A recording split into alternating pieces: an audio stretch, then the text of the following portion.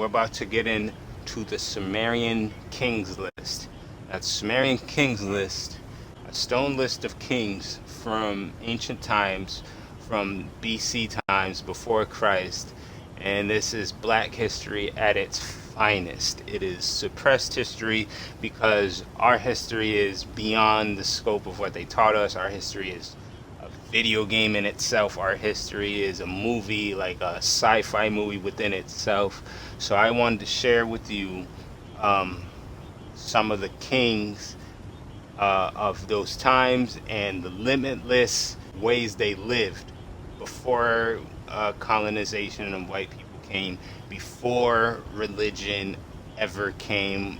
Fictitious Jesus, fictitious Allah, Muhammad, whoever they are, those fictitious gods who are mostly stolen from BC times, but thanks to colonizers and whatnot, these things have been, passed off as pure fact. So, without further ado, kingship used to be in heaven. Now, in these ancient references where you see heaven, they're not talking about heaven where the pearly white gates are. They're talking about heaven as meaning above the earth. And everywhere that you see the word heaven, they're talking about these kingdoms that exist outside of Earth's atmosphere. They're not talking about the pearly white gates that everybody's fantasizing about. After kingship had descended from heaven, meaning that kingship was being ruled from space, not from the planet itself. And we know that the Sumerian god Anu, A-N-U, who was the head god at one point, he didn't like coming down to the planet's surface. He preferred to rule from the sky. After the kingship descended from heaven, kingship was in Iridug. In Iridug, Alulim became king. He ruled for 28,800 years. Let me say that again. In Iridug, Alulim, that's the guy's name, Alulim, became king. He ruled for 28,800 years. Think about that. They record these years in shars. A shar is 3,600 years. His total amount of years combined, according to these people, was 28,800. One man. That's just the time he ruled. How about how long did he actually live? They had access to monoatomic gold, colloidal silver, the elixir of life that they always talk about in these tablets. They knew how to transfer their mind from one body to the next. They knew how to create clones of their own body in something called the halls of Amenti, in rejuvenation chambers, and transfer from body to body, living amongst men but unlike men, giving the impression to the people that they were eternal, that they were immortal. Then what happens? Alajar ruled for 36,000 years. Alajar ruled for 36,000 years. Two kings. They ruled for 64,800 years in one city called Iridug. So first, Alulim ruled for 28,800, almost 30K. And then here comes Alajar. I said, look, man, I'll take over for you. I got your back. I'll rule for another 36,000. Okay? The two kings, they ruled for 64,800 years. Then Iridug fell, and the kingship was taken to Batabiera. In Batabiera, Enmenluana ruled for 43,200 years. One person. 43,200. They didn't have the telomeres capped. Their telomeres aren't capped. We know that there was a genetic mutation to mankind around 200,000 years ago where telomere number, chromosome number 2 was taken out, fused together, and 2 telomere caps were put on this chromosome, one on each side. And the telomere was capped, meaning once it runs out of genetic buffer material, you begin the death process. Well, we know for a fact that prior... Yep, let's fact check it. This is an exact schematic of our DNA. Look at number 2, like he said, this is in your body, this is in my body, this is in every human's body. Why is it like that? That is not a natural formation, number 2. This is somebody tampering with DNA. So this is just overwhelming proof that these beings from space came and tampered with genetics. It's either that or Cheetah Ori, but we're not there yet. But it's one of the two. But the fact of the matter is that when we weren't dying at the ages we were dying at, we were far beyond true immortality. And they gave you that hint all throughout history. Watch fucking Thundercats. What the fuck is the mummy's name? Mum-Ra. They're ever living. They always gave you the interpretation that they wanted to live forever because they was doing that. And they probably still are somewhere within the universe. But I just want you to look at the schematic. It is very important that you look at the schematic. Number 2, this is in your body. This is in my body. Why is it fused like that? Because people were fucking around genetically, doing genetic shit. Has nothing to do with God of the Bible. Nothing to do with that.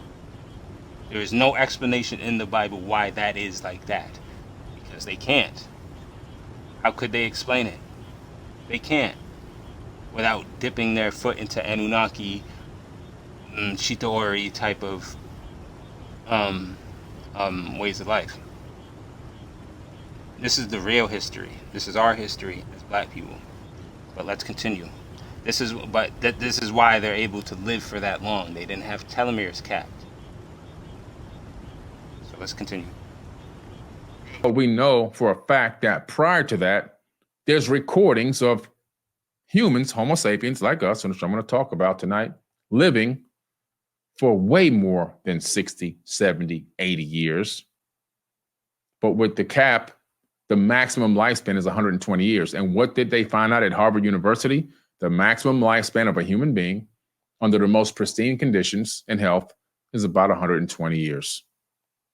Even Star Trek copied that same thing because they've got the right conditions there in that particular century. So the maximum lifespan of a human being in the Star Trek series is 120 years because they know about this stuff. They put it into Hollywood to make you think it's incredible, but it's just facts. That's incredible.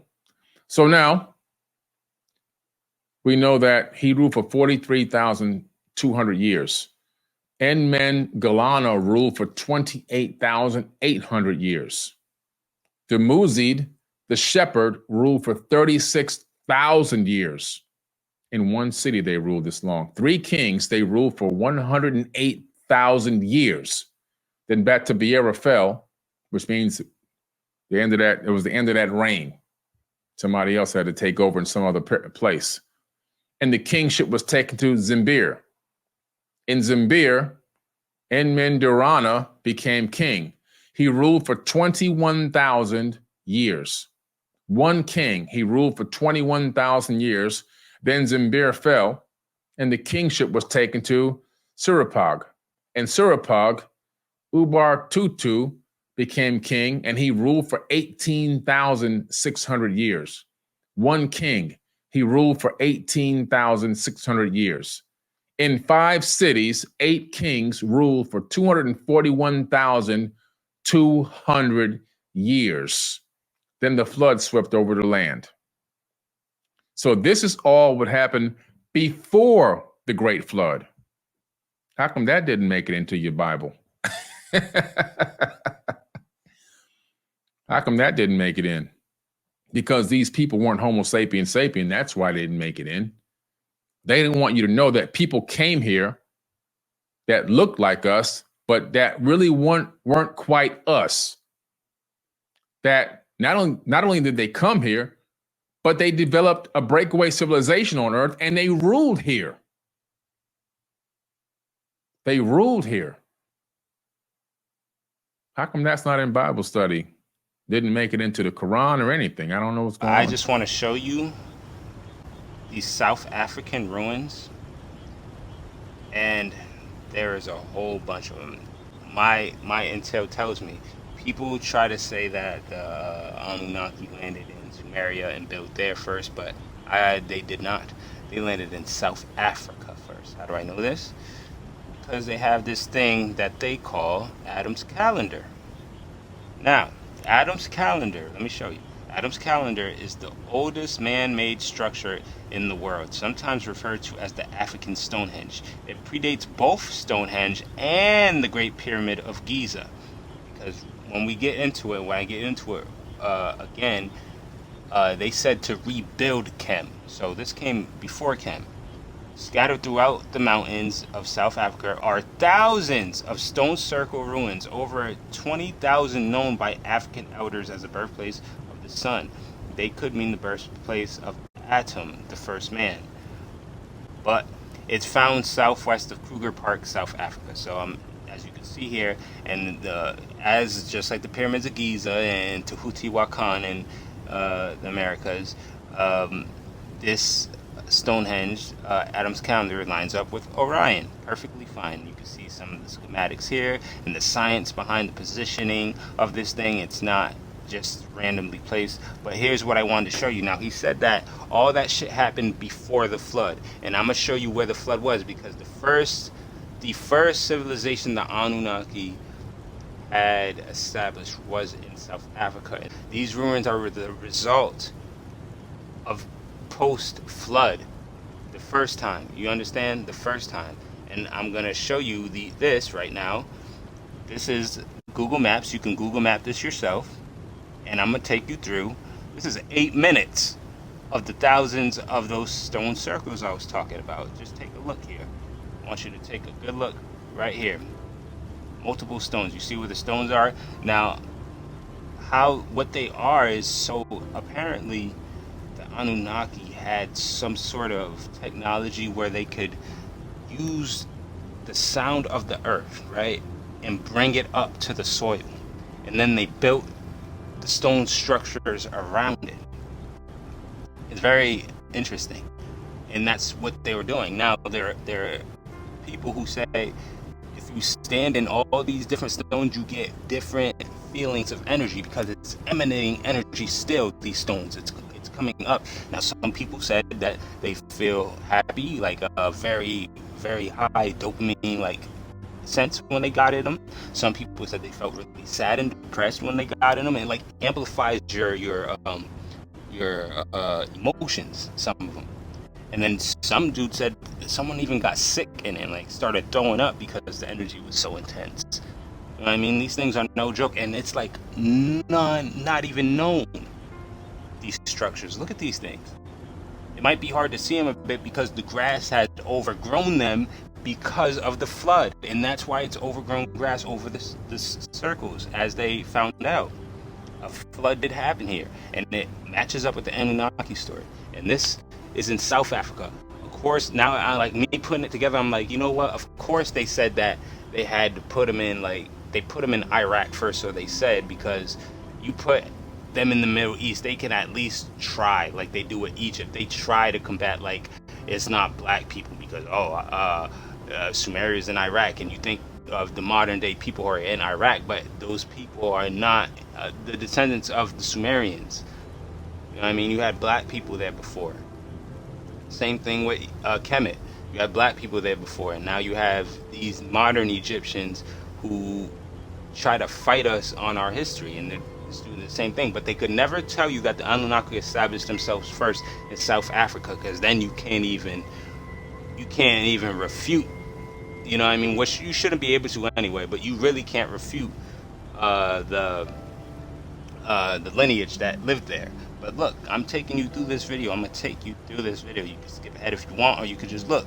All these stone circles, you see the stone circles right there to the left, to the right, right there, to the left, right, left. Some of them are hard to see, and some of them are really, really small. Like, some of them are small, and then some of them are massive size. You know what I mean? So this is where I'm sure they had temples And there's Adam's calendar right there. See, there it is right there. Boom.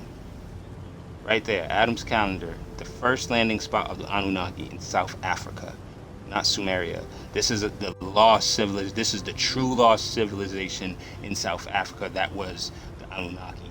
And all those dates that he's saying fit into, some of the things I found. Oh, wait, look at this stone circle. You see how massive this one is? Look at the rings around it. That was a whole stone circle, that big ass one. And these are probably even bigger than you think, because just the aerial view, but you get in them. Some of the guys who were researching them said they didn't even notice that they were standing in some of them because they're so massive. So this is where the Anu originally came, and then the flood destroyed and decimated everything that was here. Absolutely everything. There's nothing left but true stone circle ruins, and there's thousands of them. Okay, thousands by the thousands who behold the beheld true, because this is where they first landed. And I want to go through this whole video just to show you, because there's a lot of them. Like, I'm not bullshitting you. Thousands of these things take the sound from the earth, and they lifted it, and they built these stone circles around them. Whatever principles they had came with, who knows? Whatever, what they look like in their full form, who knows? But it was a city, as you can see, in South Africa, an ancient city in South Africa, completely decimated. There's some stone circles right there. Some of them are connected to each other, some of them are not. There's paths along the way. This is very interesting history, folks. Very interesting history. That is lost, that is forgotten. They're very faint in the grass too. It's hard to see some of them because it's so faint in the grass, but they're there. They're definitely there. There's some coming up ahead right there. And they're just energy resonating, like they still work. They still work. They still emanate energy from them, just like the Great Pyramids still work. They still emanate energy, just not the same. You know what I mean? It's just out of commission, but it still works. Same thing for these stone circles. They work very good. Let's make sure I'm still can be heard. Yep. Yeah. This whole video, we're gonna intake it. You can skip ahead if you really got the point right now, but if you want to just see how many of these things there are, and like there's a lot of them. This was a whole city, a full forgotten city in South Africa from when the Anu first landed. And this is what the flood truly decimated. There's no trace of anything truly here anymore because of that flood. Look at those stone circles right there. Boom, boom, boom, quick to the left and right, boom, right there. This is the trail that leads you onto them. More stone circles off to the right, boom, boom, boom, boom, cluster of them. Boom. More stone circles. Yeah. It's very interesting, Like I said, they could never place the Anu in South Africa. Like they don't want to do that at all. So they're like, well, we'll just say that, not just say, because they did establish the sumarian and everything, but they act like that's their origin spot when it really isn't. You go further back, this is their origin spot. They were in South Africa before all that shit, and then this shit got decimated. Like he said, before the flood, he just said before the flood, this is where they were. All those years he's giving you, this was where they were. Stone circle right there, boom. More stone circles everywhere here, everywhere. Boom, all in South Africa, thousands by the thousands of them. You know what I mean? They was doing this for a long time to create thousands of them. 20,000, so they said. So they found so far, but there's probably more. And that is on Google Maps. You could Google that yourself. But just to show you that there was a lost city in South Africa that used to be the Anunnaki city before the flood. And that's what that is. But we're going to continue on. And they're trying to say the Earth is 5,000 to 6,000 years old. Are you kidding me? Yeah, that's another thing. Yeah, he's right. In the Bible, that's how, according to the Bible, that's how old the earth is. This is why it's like, this shit is fucking blasphemy.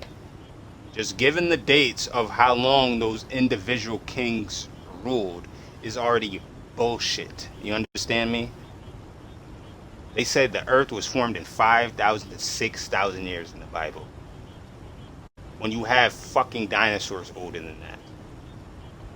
When you have evolutionary periods that doesn't even fit up for certain animals because it takes more than that time to evolve. But you niggas take this book and you act like it's fact when it's nothing but fiction. It's nothing but fiction. The fact is in stone. The fact is written in stone. Let's continue. Are you kidding me? Come on, we got to do better. Now, the flood swept over the land. So what happened was, after the flood swept over the land, they said, we got to change this up now. Now, first of all, when this flood came, this was a situation that was even talked about in the Emerald Tablets of Thoth, where there was a global flood.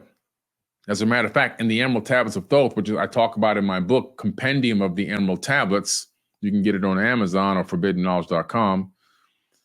It's a bestseller, by the way. It's the #1 bestseller out of 3 million books in ancient civilizations for 4 years. Thoth, in the opening scene, is talking to his father about the flood is finally beginning to subside, and that the rush of fountains have slowed down, and that ancient temples are coming up out of the mud.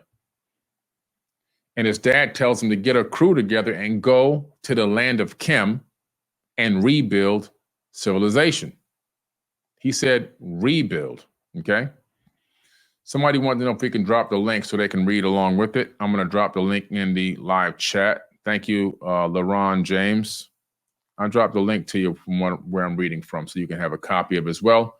I just dropped it in the live chat. Shout out to that nigga LaRon James. Appreciate you. Thank you, Ashley. Nicole LaRon James. And thank you to anybody else who made a donation. I just haven't seen it yet, but I'm going to try to give you guys a little representation towards the end of this talk, okay? So we know that this flood is real, and we have a flood account in every single civilization on every continent, from every ancient culture on the planet. I believe there were potentially more than just one flood. Some were regional, some were global.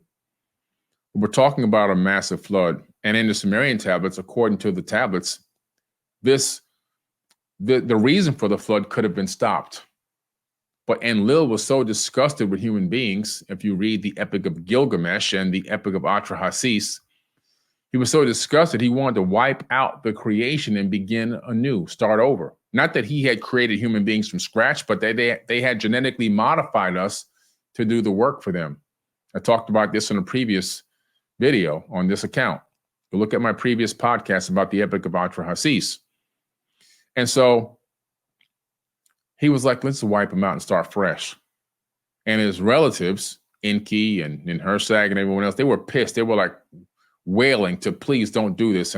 But he was the king at the time, so he had the right to allow this to happen. And he did. And so what Enki did was he contacted some of his people on Earth and said, look, there's a situation about to go down, and I need you guys to be prepared for this. So I'm going to give you these floor plans, and I need you to build this structure. I can't do it for you because it's going to look really suspect if I do it, but I'm going to give you these instructions and allow you to go ahead and, if you listen to me, you'll escape this calamity. So he went to Ziusudra, aka Noah in the Bible, but his name is Ziusudra, and he gave him the plans on how to build an ark. And this ark wasn't the shape that's described in the Bible. It wasn't the shape of the one described in the Bible. It is actually the shape of a disc. And this tablet has been discovered. It was discovered about 4.5 years ago, and it's now public knowledge. Just look for the Ark of Ziusudra stone tablet discovered. Google it, you'll find it. And it was cut up into sections like a pie on the inside. And his instructions were to gather up his local flock and any local animals and flora that was in the area, and take on the ark with him, of course, with some meals and so forth and some water and everything else, right? Not to get two of every kind from around the planet. 2 cockroaches and 2 fleas and 2 lizards and 2 How, Sway? false information, fake news. Didn't happen. Sway? And we have the physical tablet. We have the physical evidence of the tablet, which gave the instructions on what to build. There was a disc, almost looking like a UFO shape, not a big giant boat that they've been teaching y'all for generations and generations. Fake news. It's fake news. They taught you a bunch of lies. It's a disc, and we have the evidence. We have the physical evidence. How come the Bible hasn't been rewritten now? Yeah, come on, hasn't been rewritten. Anyway, so after the flood had swept over and the kingship had descended from heaven, the kingship was in Kik. In Kik, Jakir became king. He ruled for 1,200 years. This is interesting. Exact time period when you have to now etch all of this into stone. Do you see there's no logic behind that? The reason why this was done or why this was recorded is because it happened. And Tara'ana ruled for 420 years, 3 months, and 3.5 days.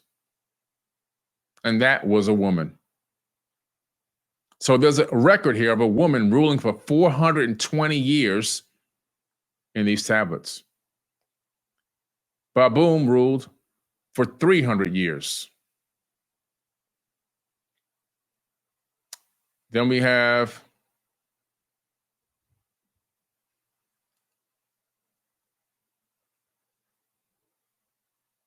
Zukakip ruled for 900. And you got all these, broken pieces of this tablet, so some of that you can't read. And then you have Atab, who ruled for 600 years. Makta, the son of Atab, ruled for 840 years. Aruim, the son of Makata, ruled for 720 years. Etana. All right, here it is. This is the most beautifulest, craziest level of peace that I've ever heard in my life, yo. What you're about to hear. This dude, Etana. Remember that name. Now listen what Etana did. Etana the shepherd, who ascended to heaven and consolidated all the foreign countries, became king, and he ruled for 1,500 years. Listen to this again. This is very important. Etana, the shepherd, who ascended to heaven. He went up from the ground into the sky, not to the pearly gates heaven, into space. And what did he do? He consolidated all, not some, not a few. He consolidated all of the foreign countries. He made one giant kingdom and became king and ruled for 1,500 years. Bow! Nigga, what? Etana created a peace on Earth and a peace in the universe, in the cosmos, whatever extraterrestrial entities were a part of that, and it lasted for 1,500 years. This black entity. Remember, they look like us, but he said they're not exactly us, but they're the big homie. They look just like us. We are them. We come from them. Even though we're not the same, they look just like us. The level of peace is absolutely insane. 1,500 years to create a level of peace not only on Earth, but in the cosmos of whatever was going on. This, he ain't bullshitting you. Look, this is the tablet right here in front of your eyes, right here. This is Etana's story. They could never teach you about this. It would destroy Jesus, bro. It would destroy all of them. Just Etana's story in general. Etana to me is greater than Tahuti. It goes like before it was Tahuti and then everyone else. Now, after I learned about this guy, it's Etana, Tahuti, and everybody else. This is amazing, you guys. Simply amazing. I'm going to bring it back because it is very important that you get this. This is Black history at its finest. This is a level of peace unheard of. And then now I think when you get the flower of life, it's like, how old is that? How old is this symbol? And my understanding of it is it's multi-use, but this is the symbol of peace. This was a symbol of peace. It's all throughout the world. You can find it on ancient temples. This was the universal symbol of peace. And I bet you Etana used this. I bet you he did. I bet you this was the universal peace. That era when he established that to create peace, you see how much war is on this earth? So this nigga, and then he went to space and consolidated with all the foreign countries, the foreign extraterrestrial entities, which who knows how many there are, who knows how many he actually consolidated. All of them. All of them. All of them. This was really about Etana at the end of the day. I really wanted to put focus on Etana, the greatest peacemaker to ever live on record in Sumeria. Etana.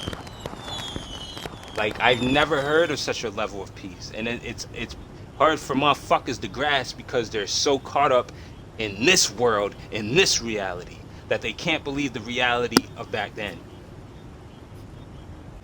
Honestly, we are a peaceful people. We're a spiritual people. So it's easy to maintain a peace when everybody looks the same back then. You know what I mean? In these dates that he's giving you, these times, no foreign, everybody looked the same. It was all black people, so it's easier to maintain anyway. But even still, because he maintained another level of peace in space with other extraterrestrials.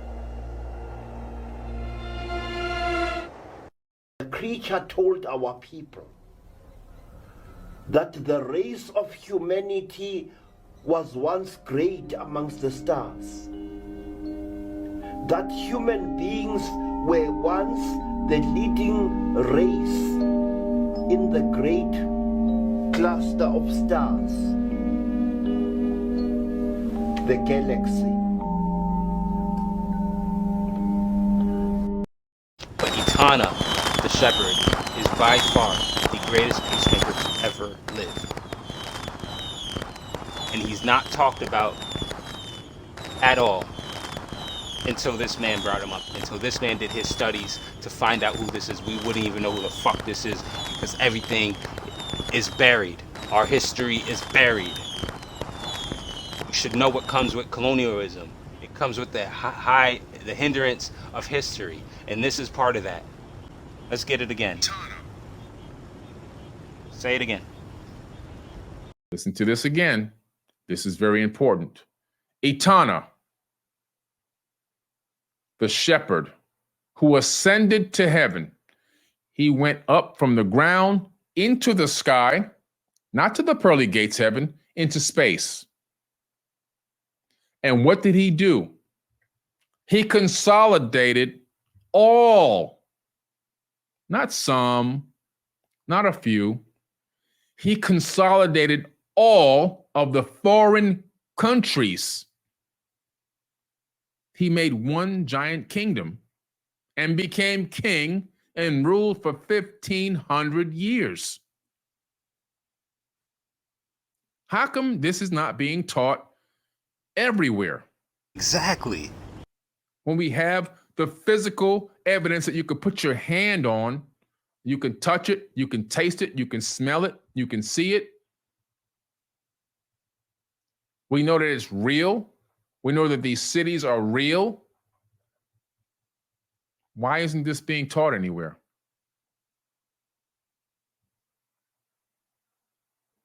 I don't understand. What's the problem? What's the problem? Because it breaks down dogma. It breaks down falsehoods. It breaks down fake news. That's why. It destroys it. This one tablet will destroy any religion. This one tablet destroys any religion. Okay, and this stuff has been deciphered. This is not new shit. This is not just out of the I mean, I can go on and on and on. These tablets and shit been deciphered since the 1800s. Look at this. This ain't new. This has been around. Bali, the son of Etana, ruled for 400 years. These people understood the longevity of life. Enmenuna ruled for 660 years. Melemkik, the son of Enmenuna, ruled for 900 years. 1,560 are the years of the dynasty of Enmenuna. Tizar, the son of Zamug, ruled for 305 years. Iku ruled for 900 years. Itasadum ruled for 1,200 years. Enmeg-Barajesi, who made the land of Elam submit, became king, and he ruled for 900 years. Aga, the son of Enmen-Baresi, ruled for 625 years. 1,525 are the years of the dynasty of Enmeg-Barasi. 23 kings, they ruled for 24,510 years, 3 months, and 3.5 days. Then Kik was defeated, and the kingship was taken to Etana. Do you see the detail in this? Do you see how intricate this is? But none of this shit is taught. How much effort had been put into this information? In a headlock, that whatever Hebrew Israelite bullshit has you in a headlock. Allah has you in a fucking headlock. Muhammad has you in a fucking headlock. All these fictitious motherfuckers, but all these people on record in stone. You still turned a blind eye and consolidated everybody in space and made a world universal cosmos peace for 15,000 years. A black man.